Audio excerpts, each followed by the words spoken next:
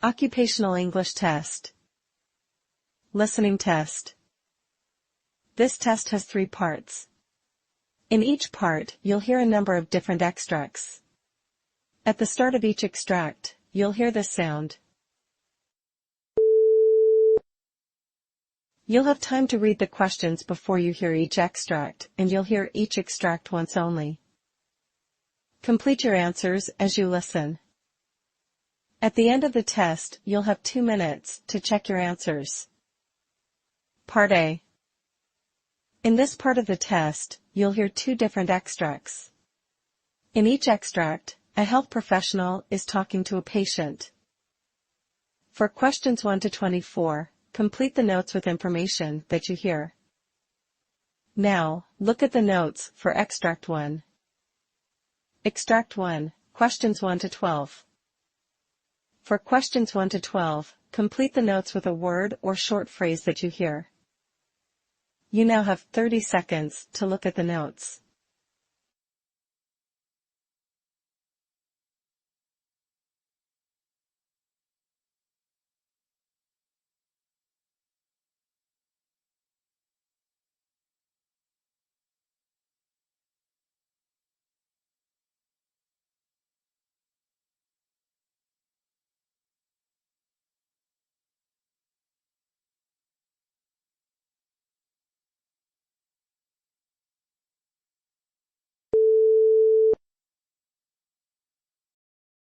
Good morning, Mrs. Turner. I'm Dr. Roberts.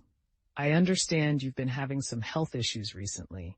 Could you please share what's been going on? Morning, doctor. Yes, I've been feeling off for quite some time now. Over the past 4 months, I've noticed worsening joint pain, especially in my hands and feet. That must be uncomfortable. Do you notice any particular activities that make the pain worse? It's particularly bad when I wake up in the morning. My hands are stiff, and it's hard to grip anything.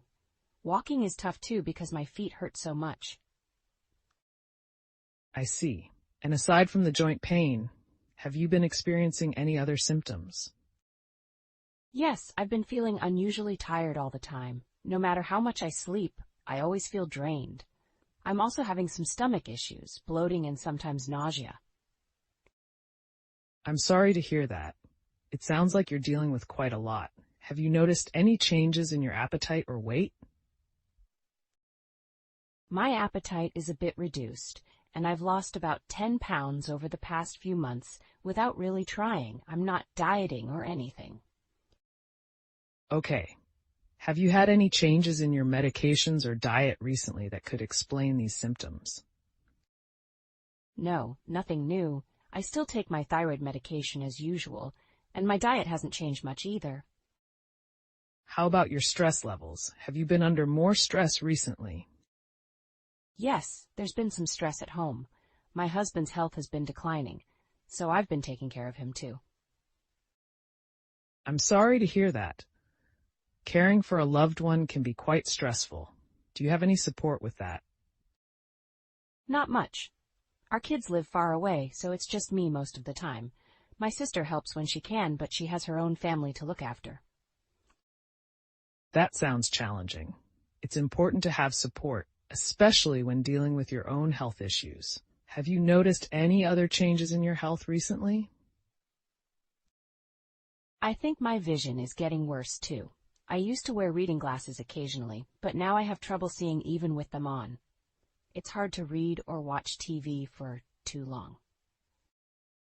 Okay, so to summarize, you've been experiencing worsening joint pain, fatigue, gastrointestinal issues, unintended weight loss, and changes in vision. Is that correct? Yes, that's right. All right, based on your symptoms, I believe we need to conduct some tests to get to the bottom of this. It sounds like there could be multiple things going on here, potentially including autoimmune issues. Have you been tested for conditions like rheumatoid arthritis or lupus before? I was tested a few years ago, but the results were negative. Could this be related to my thyroid? It's possible. Thyroid issues can cause some of these symptoms. but the joint pain and weight loss make me think there might be something else going on as well. I'd like to run some blood tests and imaging studies to investigate further. That makes sense. I just want to find out what's causing all of this so I can start feeling better. I completely understand. Once we have the test results, we can develop a treatment plan. In the meantime, try to rest as much as you can and let me know if your symptoms worsen. Thank you, Doctor. I appreciate it. You're welcome, Mrs. Turner. We'll get to the bottom of this together.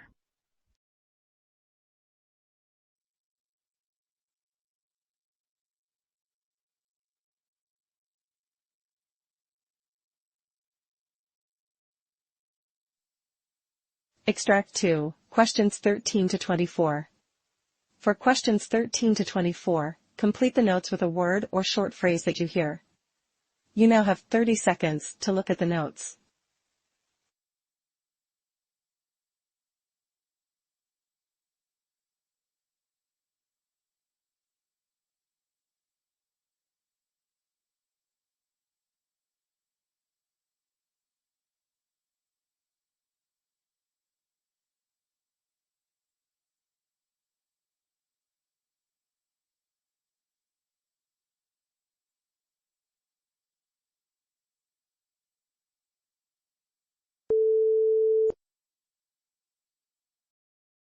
Hello, Miss Turner. I'm Dr. Singh, the internist here. How can I assist you today? Hello, Dr. Singh. I've been dealing with several health issues that have been getting worse in the past few months, and I'm hoping to get some clarity on what might be going on. I'm sorry to hear that. Can you tell me about the symptoms that have been troubling you the most?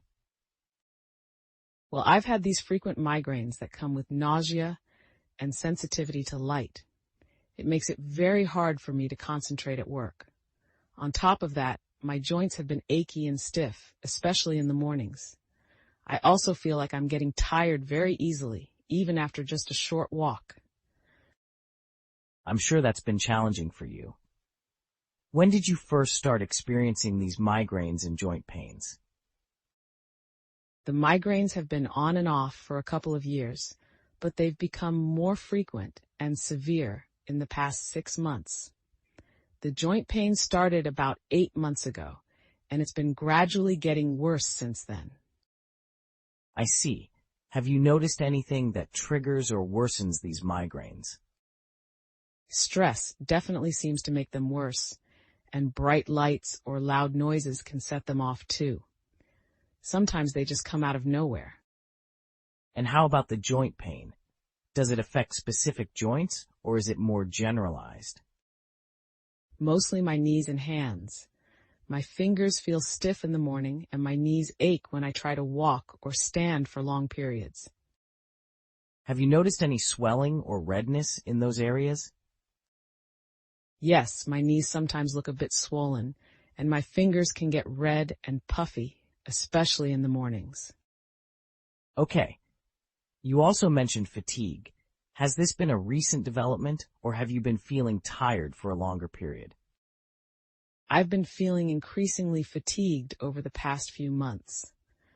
I used to be able to walk my dog every morning, but now it's a struggle just to make it around the block. I understand. Have you sought any treatment or taken any medication for these symptoms? I've been taking over-the-counter painkillers for the joint pain and migraines, but they don't help much. I also tried changing my diet and drinking more water, but it hasn't made much of a difference. Have you been diagnosed with any medical conditions in the past that could be related to these symptoms? I was diagnosed with hypothyroidism about 5 years ago, but I'm on medication for that. I also have a history of migraines, but they were never this bad before. Have you noticed any changes in your thyroid symptoms, such as weight changes or changes in your energy levels? Not really. I've always been on the heavier side, but my weight has been relatively stable. My energy levels have been low, but I'm not sure if it's because of my thyroid or just the fatigue. All right, have you noticed any other symptoms, such as fever, rashes, or changes in your vision? No fever or rashes, but sometimes my vision gets blurry when I have a migraine. Thank you for sharing this information with me. It sounds like there might be multiple contributing factors to your symptoms, so I'd like to do some blood tests and imaging studies to get a clearer picture of what's going on. We'll also review your thyroid function to see if it's contributing to your fatigue. That sounds like a good idea. I just want to figure out what's going on so I can start feeling better. Absolutely. We'll work together to get to the bottom of this. In the meantime, I can prescribe something to help with the migraines and give you some exercises that might help with the joint pain. Thank you, Dr. Singh. I appreciate your help. I'm really looking forward to getting some relief. You're welcome. Let's get these tests done and go from there. We'll figure this out together.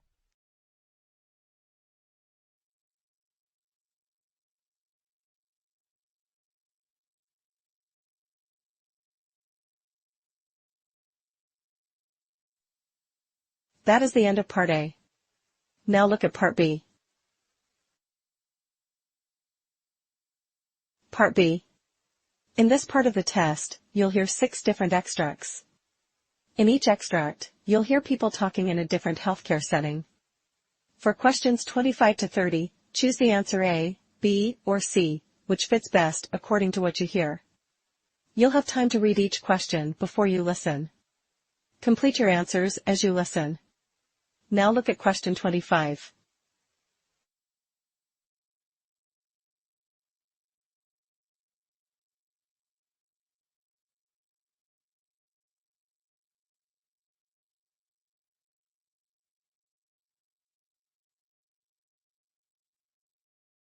Hi, I need to schedule a physiotherapy session as soon as possible. Sure, may I know who your regular physiotherapist is? Dr. Williams. Is this an emergency? Did you have an accident? No, it's not an accident, but my back pain has gotten significantly worse. I see. Dr. Williams is booked for today, but we have an opening with Dr. Smith later this afternoon. That's fine, but will Dr. Williams be available tomorrow? Yes, we could fit you in tomorrow morning. I've been doing exercises Dr. Williams recommended. Maybe it would be better for her to assess what's going wrong. I can wait until tomorrow. Sounds good. I'll book you for the first appointment with Dr. Williams tomorrow morning.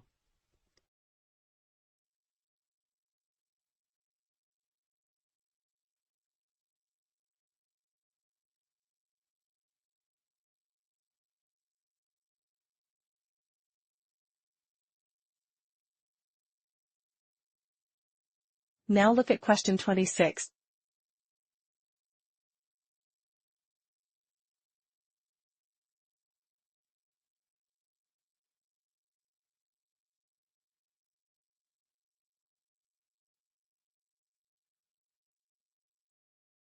So, I'm sure you've all received the memo about our new telemedicine initiative, and you probably have mixed feelings about it. While it's clear that telemedicine has its advantages, especially in reaching patients who can't easily come to the hospital, it also brings new challenges.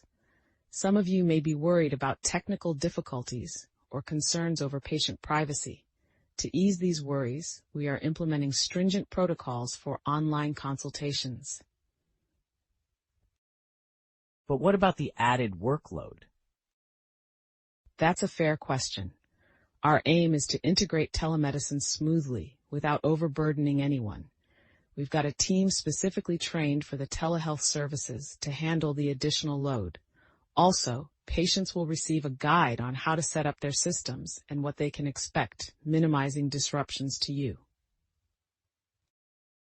So our routines will not be disrupted. Exactly. We are setting it up in such a way that it should enhance our healthcare services, not hinder them. Management will be tracking the process closely to ensure everything runs smoothly.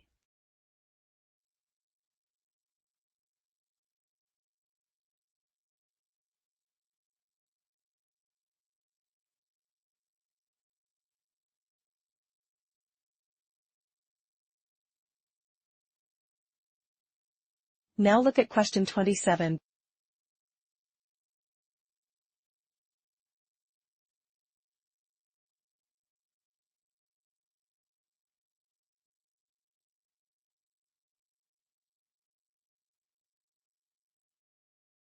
Mr. Johnson seems to be recovering well after the bypass. When can we move him to the general cardiac unit? He should be transferred within the next half hour. All his vitals are stable so far. Good. I've ordered some additional blood tests. I'm concerned about his clotting factors, given his history of deep vein thrombosis. Make sure we're checking his D-dimer levels and doing regular leg scans. Understood. I'll add notes to monitor for signs of clotting, like leg swelling or chest discomfort.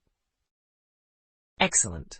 Keep me updated on his progress. If anything changes, don't hesitate to call me.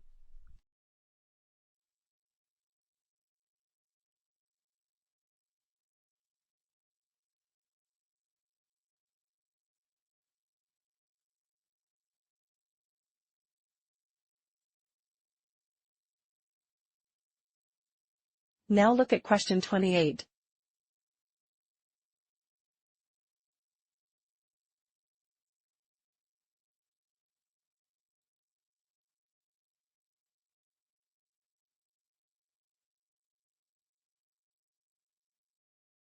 Our next patient, Emily, has been dealing with chronic lower back pain. We've tried physical therapy and NSAIDs, but she's still experiencing discomfort. This is her first day for acupuncture treatment, correct? Yes, that's right. We're going to start her on a weekly regimen of acupuncture to target her specific pain points. Along with that, we'll also incorporate some cupping therapy to promote blood circulation. This combination has been effective for some of our other patients. That sounds comprehensive. Are we planning to continue her on her current medications? Yes, for the time being. The acupuncture and cupping are complementary to her existing treatment plan, but we'll reassess as we go, particularly if she shows significant improvement. Great. I look forward to seeing how she responds to the treatment.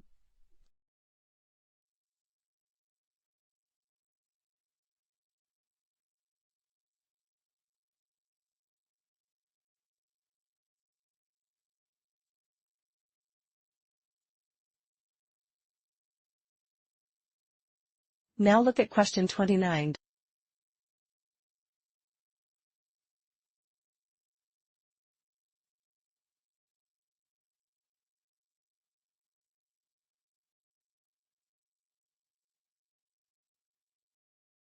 It's tempting to think that once the surgery is done, the patient is out of the woods, but postoperative infections remain a significant concern, especially in emergency cases.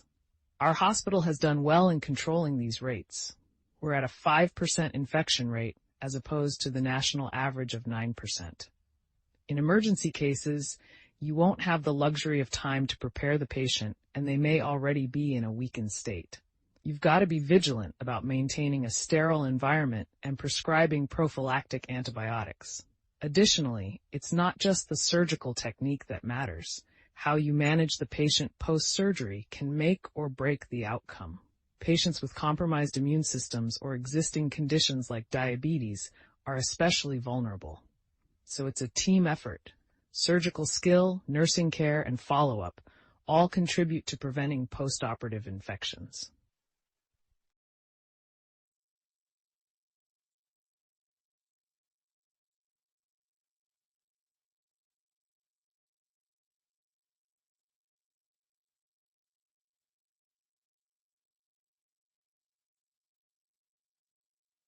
Now look at question 30.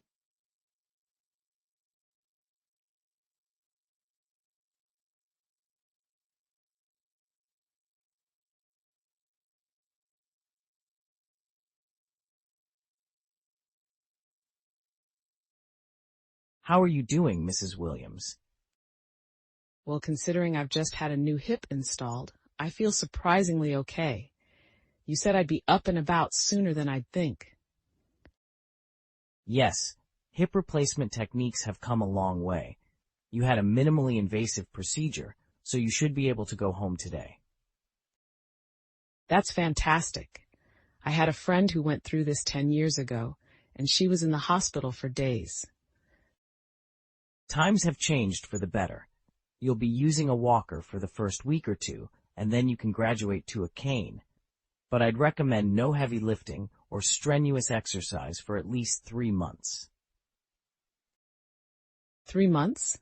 Last time I had a minor surgery, I thought I could go back to my Zumba class in 2 weeks. That didn't end well. It's crucial to give your body the time it needs to heal. When it comes to surgeries like this, rushing back into your regular activities could cause complications.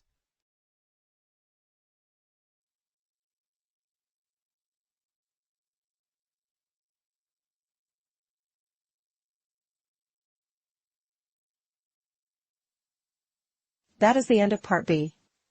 Now look at Part C. Part C. In this part of the test, you'll hear 2 different extracts. In each extract, you'll hear health professionals talking about aspects of their work. For questions 31 to 42, choose the answer A, B, or C, which fits best according to what you hear. Complete your answers as you listen. Now look at Extract 1.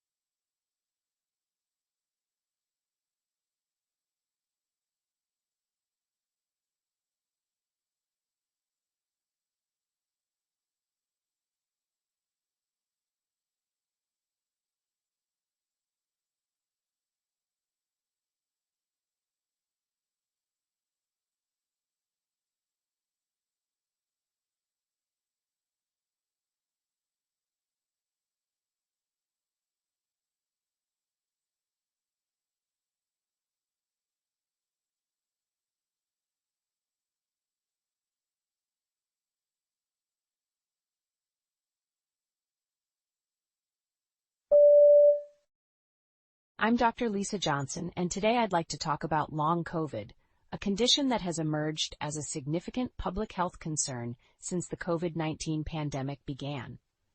Long COVID, also known as post-acute sequelae of SARS-CoV-2 infection, PASC, refers to a constellation of symptoms that persist or emerge weeks or months after the initial COVID-19 infection. Long COVID can affect anyone, regardless of the severity of their original COVID-19 illness.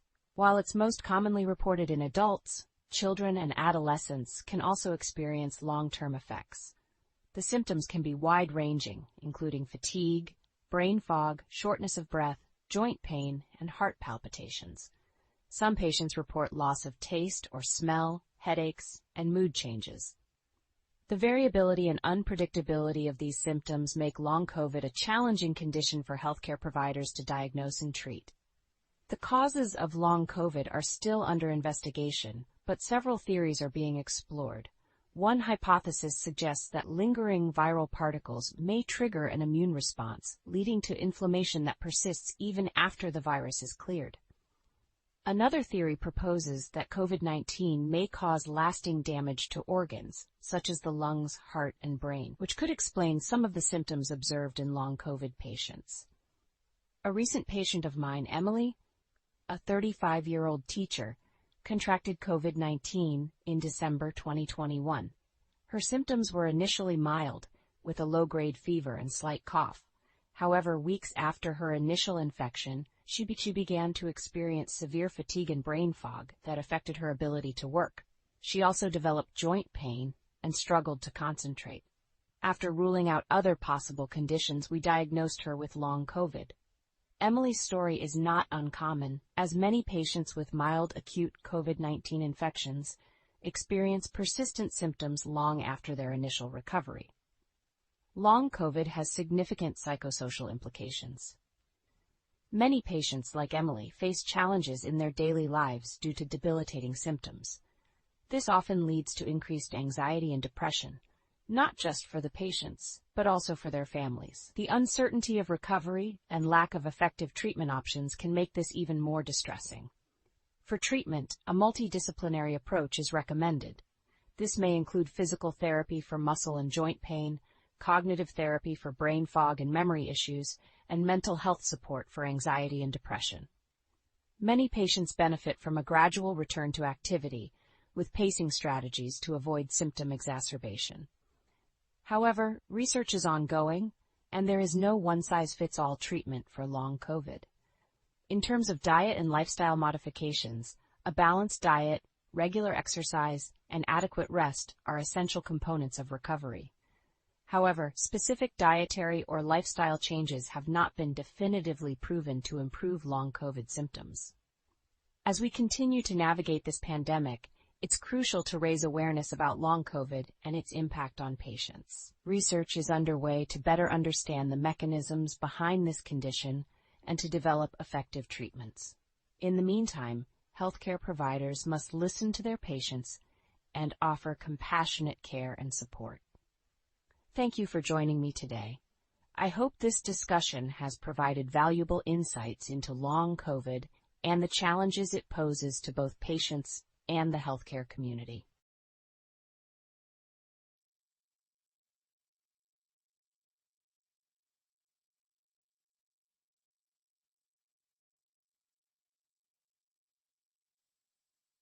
Now look at Extract 2.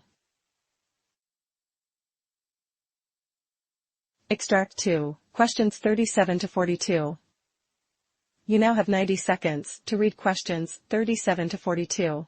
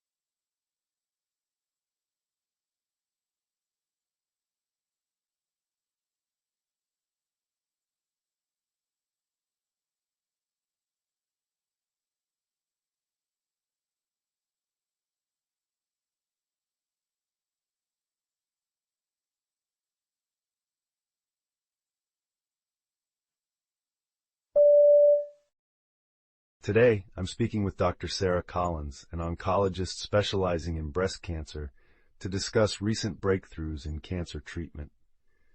Breast cancer remains one of the most prevalent cancers globally, affecting millions of women each year. Dr. Collins, could you provide an overview of the current landscape of breast cancer diagnosis and treatment? Certainly. Breast cancer continues to be the most common cancer among women worldwide, with more than 2 million new cases diagnosed annually. The early detection of breast cancer has improved significantly, thanks to better screening methods like mammography and advanced imaging techniques such as 3D mammography. Early diagnosis is crucial because it increases the chances of successful treatment. Treatment approaches vary based on the stage of cancer, but they typically include surgery, radiation, chemotherapy, hormone therapy, and targeted therapy. What recent advancements in breast cancer treatment stand out to you? One of the most notable advancements is the development of targeted therapies.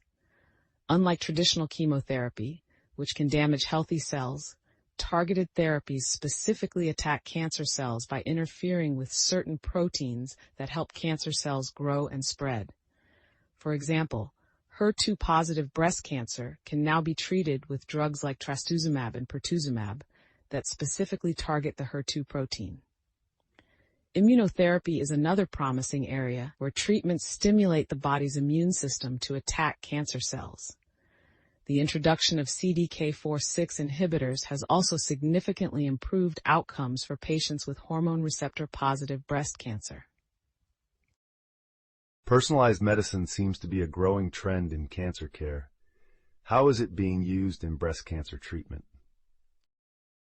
Personalized medicine is indeed transforming cancer treatment, including breast cancer. The treatment is increasingly guided by genetic testing, which helps determine the molecular characteristics of a patient's cancer. This information can be used to select therapies most likely to be effective for that specific individual.